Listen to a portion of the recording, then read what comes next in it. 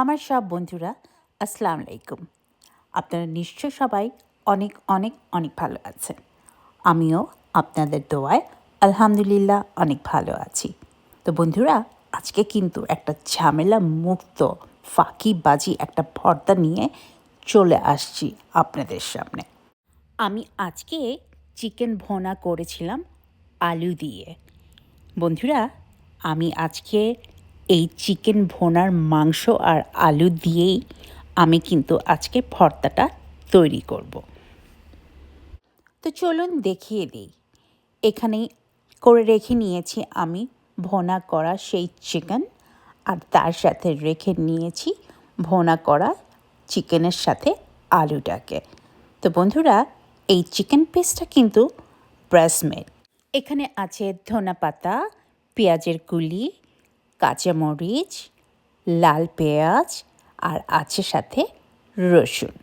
আমি এগুলোকে সব একদম কুচি কুচি করে কেটে নিয়েছি ভর্তার মধ্যে দেওয়ার জন্যে। আমরা তো সবাই জানি ভর্তার আসল মজাটা কোথায়। হ্যাঁ, মজা বাড়াবার জন্য এখানে রেখে নিয়েছি মাস্টার্ড অয়েল। এখন ভর্তাটা বানিয়ে নেওয়ার পালা। তো চলুন বন্ধুরা, আমরা নেক্সট স্টেপে চলে যাই। এখানে সব কিছু দিয়ে মাঝখানে লবণটা রেখে নিলাম প্লেটের মধ্যে। এখন আমি এগুলোকে সব একত্রে ভালো মতন মেখে নিব। বন্ধুরা, আমার কিন্তু মরিচ ছানতে খুব ভয় লাগে, তাই আমি এখানে চামচের মাধ্যমে সব কিছু একত্র মিশিয়ে নিলাম। এখন আমি মাস্টার্ড অয়েলটাকে দিয়ে আবার সুন্দর করে মেখে নিব। এখন আলুগুলোকে প্রথমে একটু ভেঙে নিব, তারপর হাত দিয়ে ভালো করে ম্যাশ করে রেখে নিব। এটা ম্যাশ করা হয়ে গেলে তারপর আমি চিকেনগুলোকেও আবার একটু হাত দিয়ে ভেঙে নিব। এর মধ্যে যদি কোনো বোন থাকে সেগুলোকে আমি ফেলে দিব। আর তারপর আমি চিকেনটা খুব ভালো মতো করে একটু ম্যাশ করে নেব। তারপর আমি আলু আর চিকেনটাকে দুটোকে একসাথে করে ভালো মতো করে মিশিয়ে নিব। কেটে রাখা সব এগুলোকে একটু এখন হাত দিয়ে একটু ভালো মতন মেখে নেই। মেখে তারপর আমি আলু আর চিকেনের সাথে এখন এগুলোকেও ভালো মতো মিশিয়ে নিব।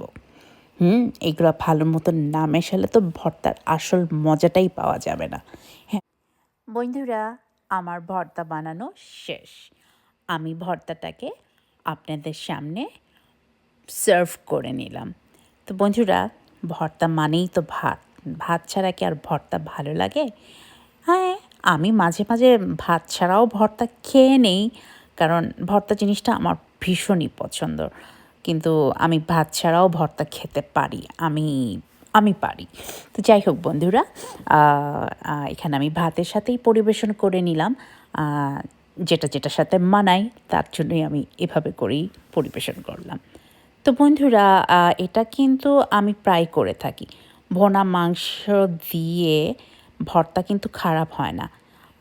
তো এটা খেতে কিন্তু ভালোই মজা হয়। হয়তো আপনারা অনেকেই এভাবে করে থাকেন। তো আমি করি, তাই আপনাদের সাথে একটু শেয়ার করলাম। তো বন্ধুরা, আমার কাছে মনে হচ্ছে আপনারা এই রেসিপিটা পছন্দ করেছেন। যারা নাকি নতুন রান্নাবান্না শিখেছো তারা কিন্তু এটাকে খেতে পারো। তো তাদের জন্য এটা একটা ইজি আর ঝামেলামুক্ত একটা রান্না হতেই পারে। তো যাই হোক, আমার রান্নাটা যদি তোমাদের পছন্দ হয়, কারো যদি কোনো উপকারে আসে, তাহলে আমি নিজেকে ধন্য মনে করব। তো যাই হোক, আজকে এখানেই শেষ করি। আপনারা সবাই ভালো থাকুন, সুস্থ থাকুন, সেফ থাকুন। সবাই সবার জন্য দোয়া করুন। আপনাদের সবাইকে আল্লাহ হাফেজ।